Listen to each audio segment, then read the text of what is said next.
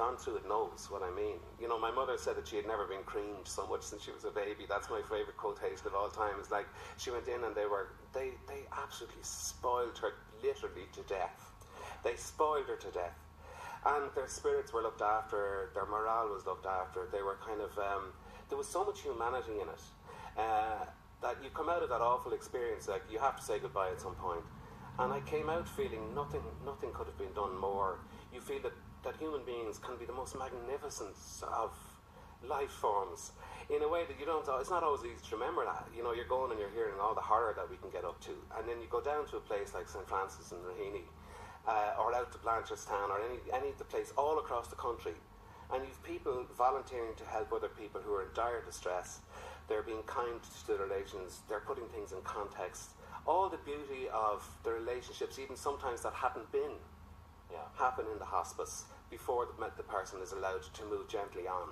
It's the most amazing thing. And I think most people who have become involved afterwards have direct experience. We were chatting just a little bit earlier about like the direct experience of it. It was a total eye-opener for me, completely. So it's anything I can do to push this out, I'd like to. There's a coffee morning on Thursday. It's Ireland's biggest coffee morning, it's called.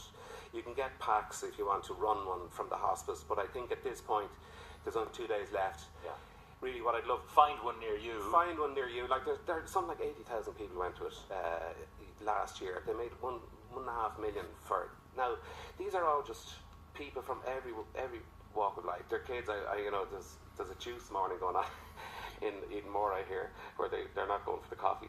But it's like people coming together. And one thing that the hospice, I was talking to Dee in the hospice, and she kind of said that one of the things that's important to emphasise, it's also a social get-together for people who just come and have a cup of coffee together. And then maybe there's somebody down the road. It's not even talking about death or passing, it's just having a cup of coffee and a chat. Exactly, and putting €2 for a cup of coffee and just having a chat, and that's it, the coffee morning. And then you come out and you feel you've done something, you've met somebody, or you've chatted about something you wouldn't have done otherwise. You've taken an hour or two just to stop and to help it going along, and it just makes the world a better place. Thursday morning, that's the time. That's the time. Find one near you. Brendan Gleeson, it's a pleasure seeing you again. Cheers, Thank you you too. very much for coming in. Congrats on your lifetime achievement. Not that it's over yet.